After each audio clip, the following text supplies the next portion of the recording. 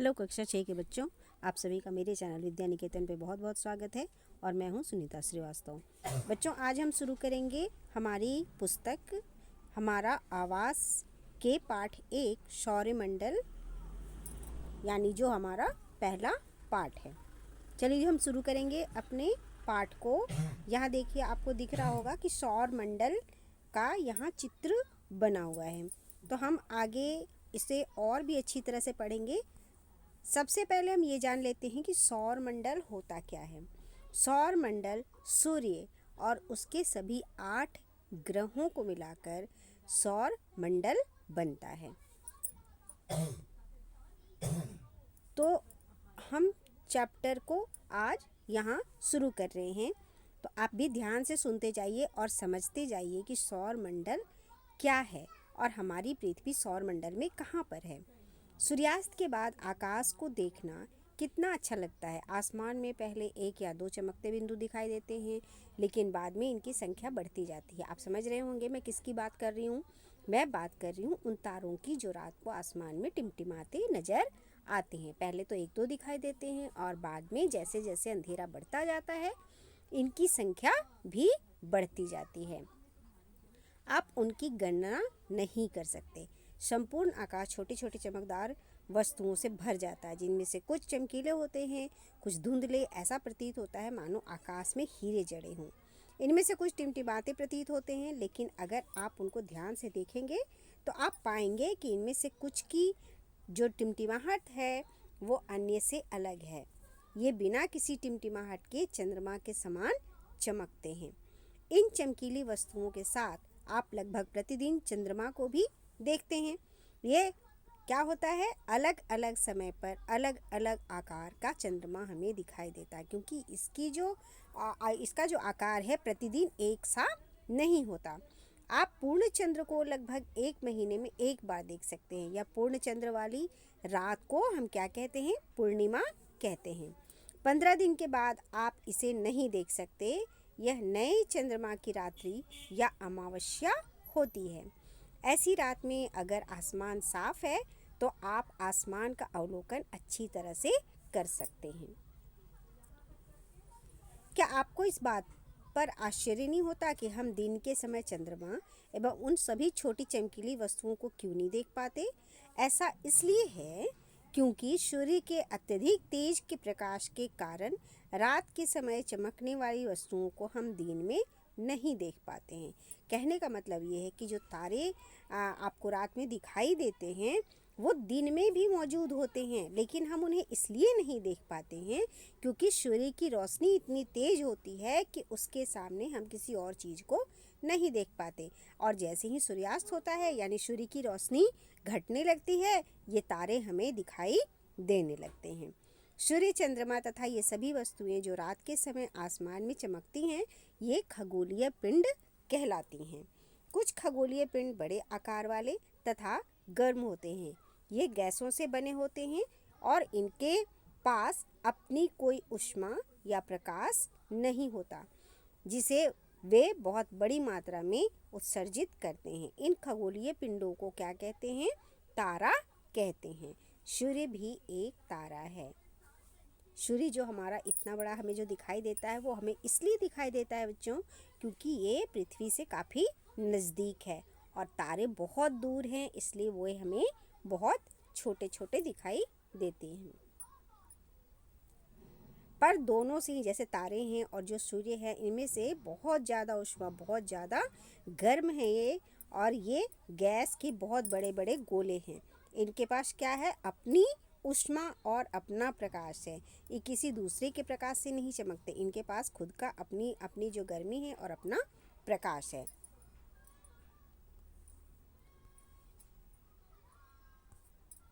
तो हम आगे बढ़ाएंगे अपने पाठ को। चलिए, रात के समय चमकते हुए अनगिनत तारे सूर्य के समान ही हैं, लेकिन इससे बहुत अधिक दूर होने के कारण हम लोग इनकी ऊष्मा या प्रकाश को महसूस नहीं कर पाते हैं तथा वे अत्यंत छोटे भी दिखाई देते हैं।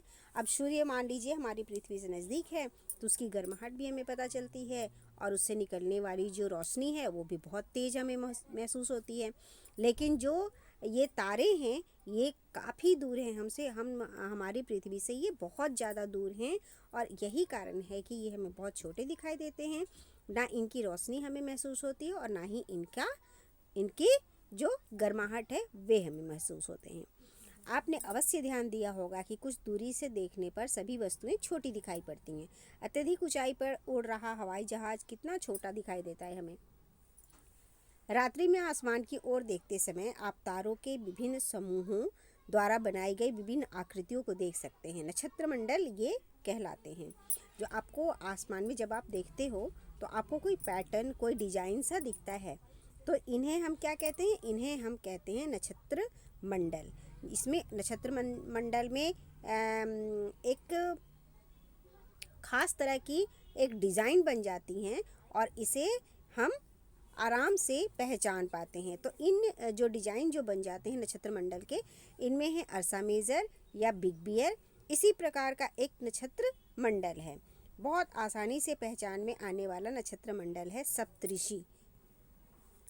सप्त यानी 7 और ऋषि यानी संत। यह 7 तारों का समूह होता है जो कि नक्षत्र मंडल अर्सा मेजर का भाग है। अपने परिवार या पड़ोस में किसी बड़े व्यक्ति से कहिए कि वह आपको आसमान में या और भी अधिक तारों को और नक्षत्र मंडल को पहचानने में आपकी मदद करें। प्राचीन समय में लोग रात्रि में दिशा का निर्धारण तारों की सहायता से ही करते थे। उत्तरी भाग में उत्तर दिशा को बताता, जो हमारी जो उत्तर भाग है, उत्तरी तारा उत्तर दिशा को बताता है, जिसे कि हम ध्रुव तारा के नाम से भी जानते हैं। जो ध्रुव तारा होता है ये बहुत ही ज़्यादा चमकीला होता है और ये हमेशा उत्तर की तरफ दिखाई देता है। और जब एक दिशा का पता लग जाता है तो हम बाकी दिशाओं का पता लगा ही सकते हैं। तो ध्रुव तारा की वजह से हमें उत्तर दिशा का पता चल जाता है। यह आसमान में हमेशा एक ही स्थान पर रहता है। हम सप्तऋषि की सहायता से ध्रुव तारे की स्थिति को जान सकते हैं। चित्र 1.1 में आप देखेंगे कि यदि सप्तऋषि मंडल के सांकेतिक तारों को आपस में मिलाते हुए एक काल्पनिक रेखा खींची जाए तथा एवं उन्हें आगे की ओर बढ़ाया जाए तो यह ध्रुव तारे की ओर इंगित करेगा। ये देखिए, ये है हमारा ध्रुव तारा। सप्तऋषि से आगे देखिए, इस तरह की रेखा से आप आगे की ओर बढ़ेंगे तो ये आपको ये ध्रुव तारा की ओर आपको इंगित करेगा। देखिए, ये है हमारा ध्रुव तारा। यहाँ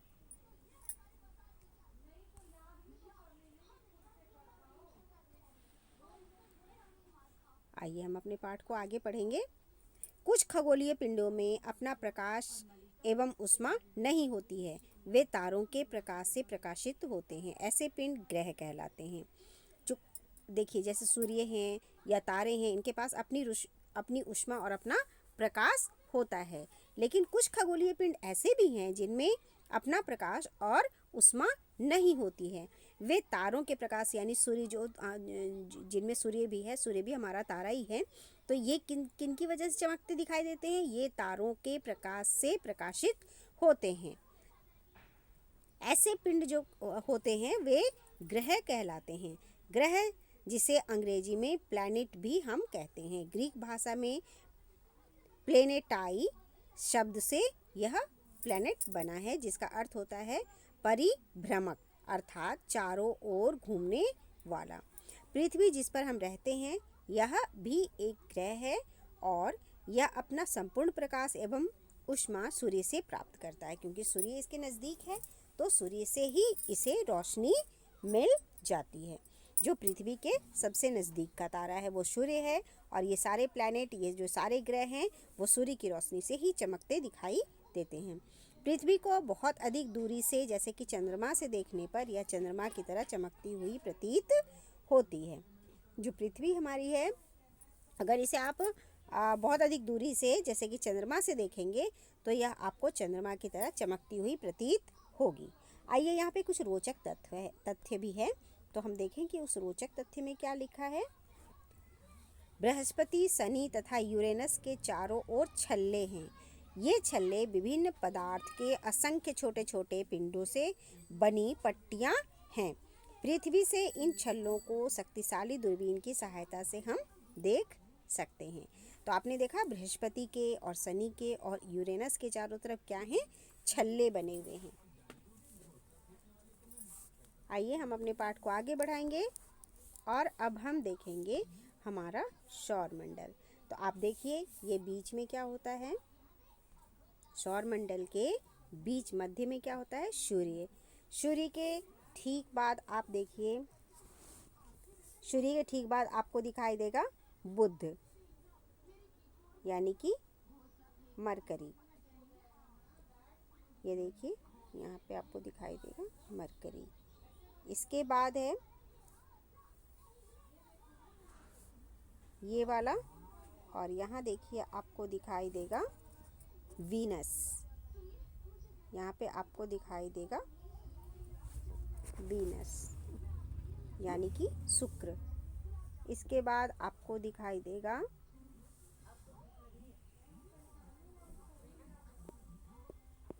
यहाँ हमारी पृथ्वी। इसके बाद आपको दिखाई देगा मंगल। ये देखिए यहाँ पर। फिर है यहाँ पे क्षुद्र ग्रह की पट्टी, देखिए यहाँ पे। इसके बाद आप देख सकेंगे बृहस्पति को, और ये जो बृहस्पति है ये हमारा सबसे बड़ा ग्रह है। जो बृहस्पति है ये हमारा सबसे बड़ा ग्रह कहलाता है। इसके बाद आप देखिए शनि यानी सैटर्न को। इसके बाद आप देखेंगे यूरेनस को, ये देखिए यूरेनस। और इसके बाद सबसे आखिरी में आप देख पाएंगे नेपच्यून को। ये देखिए यहाँ है। तो आइए एक बार हम दोबारा देखते हैं। सूर्य बीच में क्या होता है, सूर्य। इसके बाद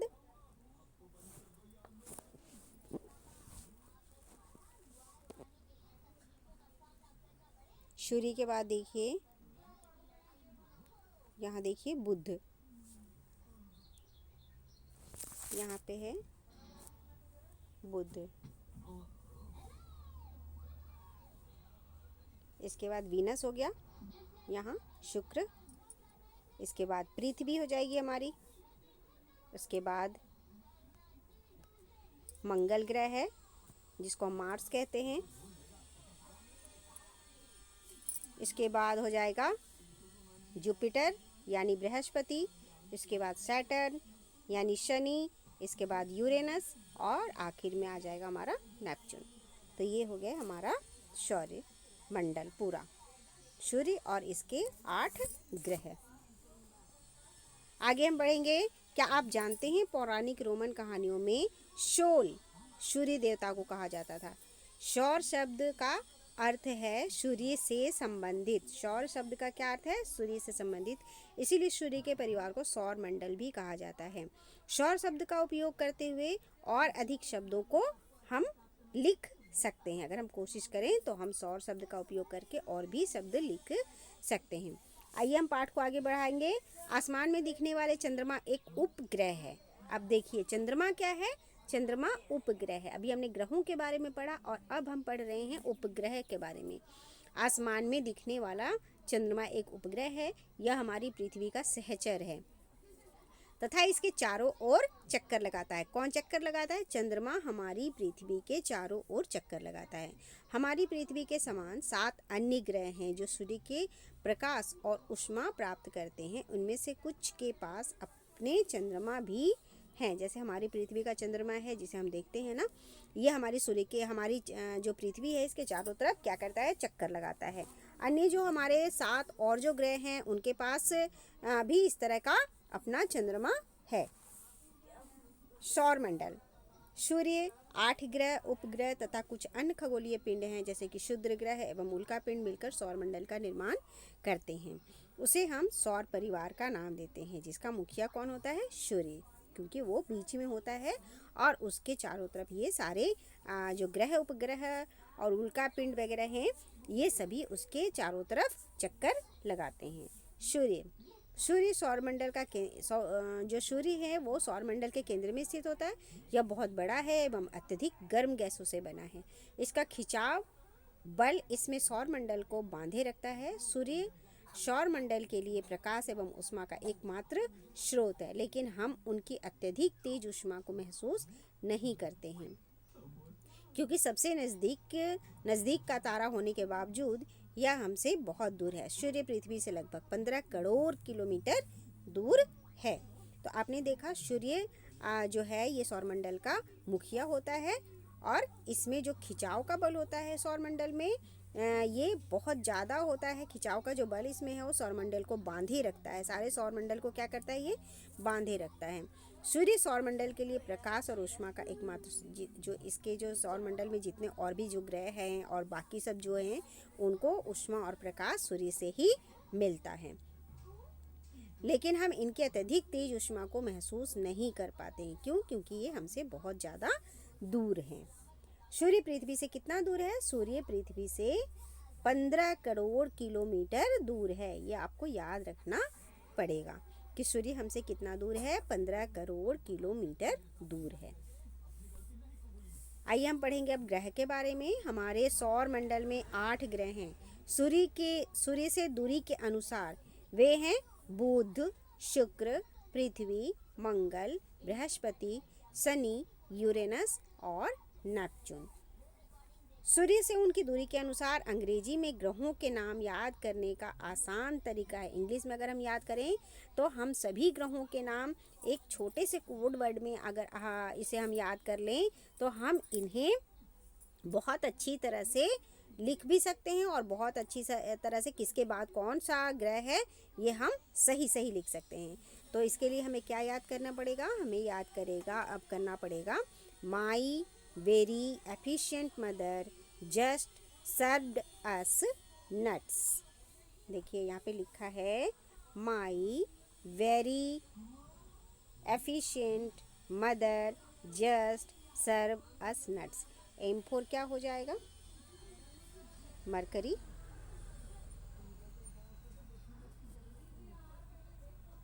वी फॉर वीनस यानी शुक्र हो जाएगा, एफिशिएंट यानी अर्थ पृथ्वी, मदर मार्स यानी कि मंगल, जस्ट जुपिटर यानी बृहस्पति, सैटर्न यानी शनि, यूरेनस के लिए, और अस के लिए हो गया यूरेनस, और नट्स के लिए हो जाएगा हमारा नेपच्यून। तो इस तरह से हम क्या याद करेंगे? हम याद करेंगे माई very efficient mother just served us nuts. तो अगर आप इसको याद कर लेंगे तो आप बहुत अच्छी तरह से सारे ग्रहों के नाम सही लिख पाएंगे कि किसके बाद कौन सा ग्रह आता है।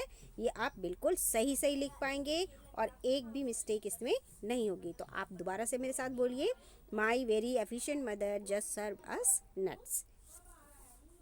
या नूडल्स भी हम लिख सकते हैं, नट्स की जगह पे हम नूडल्स भी लिख सकते हैं। सौर मंडल के सभी 8 ग्रह एक निश्चित पथ पर सूर्य का चक्कर लगाते हैं। ये रास्ते दीर्घवृत्ताकार में फैले होते हैं। दीर्घवृत्ताकार मतलब बहुत बड़ी गोलाई में ये फैले होते हैं। ये कहलाता है इनकी कक्षा। बुध सूर्य के सबसे नज़दीक है। अपनी कक्षा में सूर्य के चारों ओर एक चक्कर लगाने में इसे केवल 88 दिन ही लग जाते हैं, और ये 88 दिन में क्या करता है? सूर्य का एक पूरा चक्कर लगा लेता है, क्योंकि ये सूर्य से सबसे ज़्यादा नज़दीक है। सूर्य को पृथ्वी का जुड़वां ग्रह, शुक्र को पृथ्वी का जुड़वां ग्रह माना जाता है। शुक्र को यानी वीनस को पृथ्वी का क्या माना जाता है? जुड़वां ग्रह माना जाता है, क्योंकि इनका आकार एवं आकृति लगभग पृथ्वी के समान ही होती है।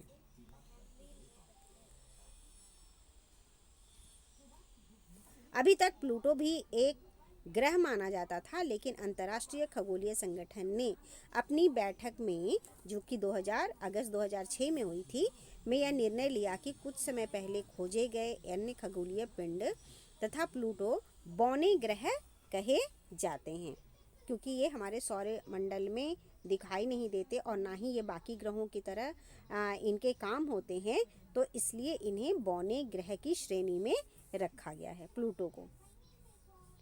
पृथ्वी, आइए हम पृथ्वी के बारे में पढ़ेंगे। सूर्य से दूरी के हिसाब से पृथ्वी तीसरा ग्रह है। आकार में यह पांचवा सबसे बड़ा ग्रह है। यह ध्रुवों के पास थोड़ी चपटी है।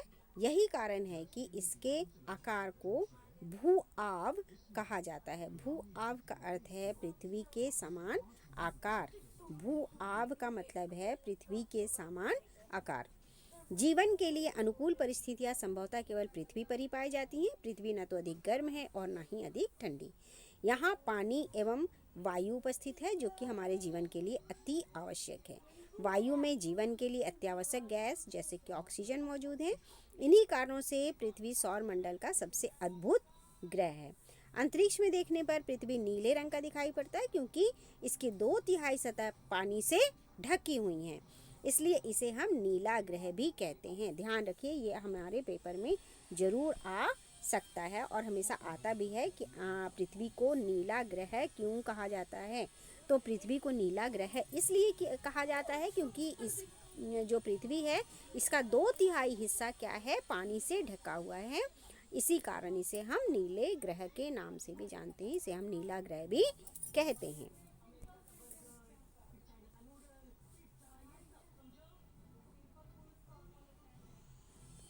क्या आप जानते हैं प्रकाश की गति लगभग 3 लाख किलोमीटर प्रति सेकंड है। इस गति के बावजूद सूर्य के प्रकाश को पृथ्वी तक पहुंचने में लगभग 8 मिनट का समय लगता है। कितना समय लगता है? सूर्य के प्रकाश को पृथ्वी पर पहुंचने में 8 मिनट का समय लगता है।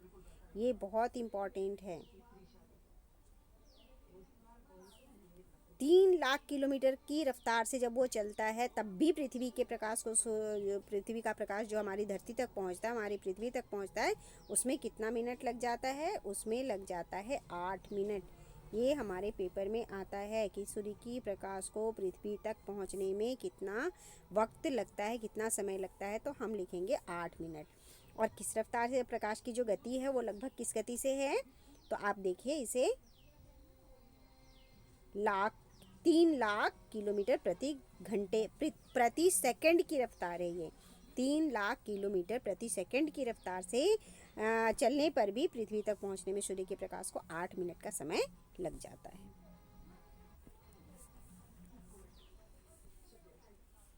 रोचक तथ्य भी हम देख लेते हैं यहाँ पर। नील आर्मस्ट्रॉन्ग सबसे पहले व्यक्ति हैं जिन्होंने 20 जुलाई 1969 को सबसे पहले चंद्रमा की सतह पर कदम रखा। तो कौन है जो सबसे पहले चंद्रमा पर गए थे? सबसे पहले नील आर्मस्ट्रॉन्ग गए थे। और कब गए थे ये? 20 जुलाई 1969 को। आइए यहाँ पे उपग्रह के बारे में पढ़ लें। उपग्रह एक खगोलीय पिंड है जो ग्रहों के चारों ओर उसी प्रकार चक्कर लगाता है जिस प्रकार यह सूर्य के चारों ओर चक्कर लगाता है। उपग्रह जैसे चंद्रमा उपग्रह है और ये पृथ्वी का चक्कर लगाता है। अब मानव निर्मित उपग्रह क्या है? यह एक कृत्रिम पिंड है। यह वैज्ञानिकों द्वारा बनाया गया है जिसका उपयोग ब्रह्मांड के बारे में जानकारी प्राप्त करने एवं पृथ्वी पर संचार माध्यम के लिए किया जाता है। इसे रॉकेट के द्वारा अंतरिक्ष में भेजा जाता है एवं पृथ्वी की कक्षा में स्थापित कर दिया जाता है। अंतरिक्ष में उपस्थित कुछ भारतीय उपग्रह इनसेट आई, RS, HZ इत्यादि हैं। तो ये सारे जो क्या हैं, ये हैं उपग्रह जिन्हें पृथ्वी की कक्षा में स्थापित कर दिया जाता है ताकि वहाँ की सूचनाएं हम तक मिल सकें। आइए हम पढ़ेंगे चंद्रमा के बारे में। हमारी पृथ्वी के पास केवल एक उपग्रह है, चंद्रमा। इसका व्यास पृथ्वी के व्यास का केवल 1/4 है। यह इतना बड़ा इसलिए प्रतीत होता है क्योंकि यह हमारे ग्रह से अन्य खगोलीय पिंडों की अपेक्षा नज़दीक है। ये हमारी पृथ्वी से काफ़ी नज़दीक होने के कारण ये हमें थोड़ा सा बड़ा दिखाई देता है। यह हमसे लगभग 3,84,400 किलोमीटर दूर है। अब आप पृथ्वी से सूर्य एवं चंद्रमा की दूरियों की तुलना कर सकते हैं।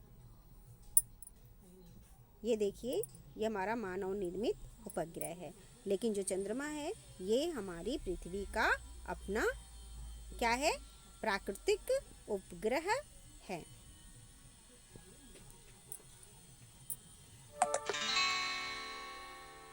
इसके बाद है चंद्रमा पृथ्वी का एक चक्कर लगभग 27 दिन में पूरा करता है।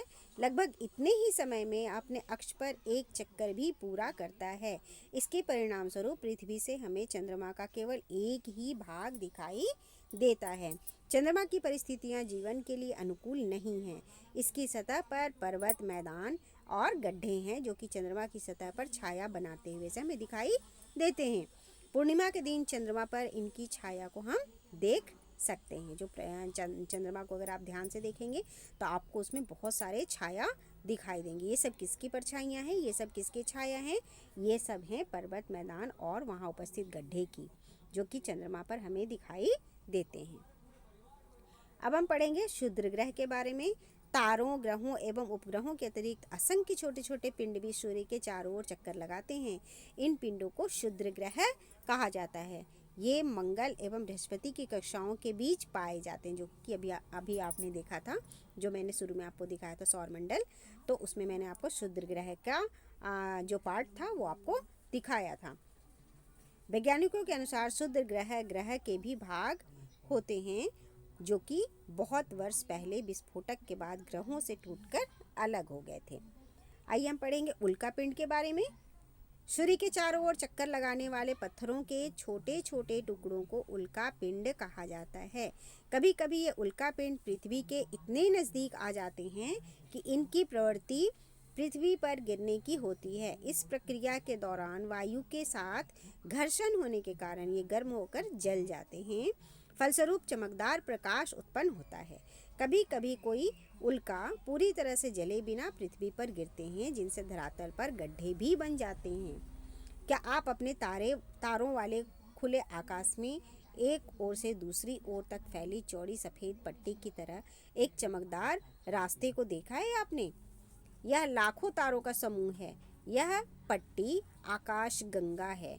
हमारा सौरमंडल इसी आकाश गंगा का एक भाग है। जो आकाश गंगा है, गैलेक्सी जिसे हम कहते हैं, इसका ही एक भाग है हमारा ये सौरमंडल। प्राचीन भारत में इसकी कल्पना आकाश में प्रकाश की एक बहती नदी से की गई थी। इस प्रकार इसका नाम आकाश गंगा पड़ा था। आकाश गंगा करोड़ों तारों, बादलों और गैसों की एक प्रणाली है और इस प्रकार के लाखों आकाश गंगाएं मिलकर ब्रह्मांड बनाती हैं। जब बहुत सारी आकाश गंगाएं मिलती हैं तब क्या बनता है? ब्रह्मांड बनता है। ब्रह्मांड की विशालता की कल्पना करना अत्यंत कठिन है, बहुत ही कठिन है, क्योंकि ये बहुत ज़्यादा बड़ा है। वैज्ञानिक अभी भी इसके बारे में अधिक से अधिक जानकारी एकत्र करने में जुटे हैं। इसके आकार के संबंध में भी हमें कोई जानकारी नहीं है, लेकिन फिर भी हम जानते हैं कि हम सभी इसी ब्रह्मांड का हिस्सा हैं।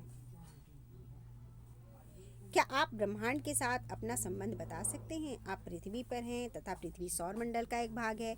हमारा सौरमंडल आकाश गंगा यानी मिल्की वे का एक भाग है जो ब्रह्मांड का हिस्सा है। ब्रह्मांड से जुड़े इस तथ्य पर विचार करना है हमें।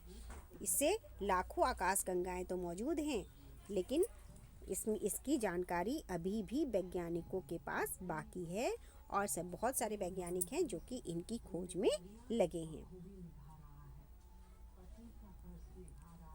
अब इसमें देखिए बहुत सारे ये आपके जो किताब हैं उनमें बहुत सारे अभ्यास भी हैं और इसके प्रश्न उत्तर भी हैं। तो मैं इस वीडियो के ठीक बाद इसके आपकी किताब के जो अभ्यास हैं और इसके जो प्रश्न उत्तर हैं वो बहुत जल्दी करके आपको दूंगी। तब तक आपको जो मैंने पाठ पढ़ाया, आप चाहें तो आप तिबारा इस पाठ को दोबारा से, इस वीडियो को दोबारा से आप सुन सकते हैं, समझ सकते हैं। तब तक के लिए मैं आपके लिए प्रश्न उत्तर और इसके अभ्यास को पूरा करने का और आपको जल्दी से जल्दी इसे भेजने का काम करूँगी।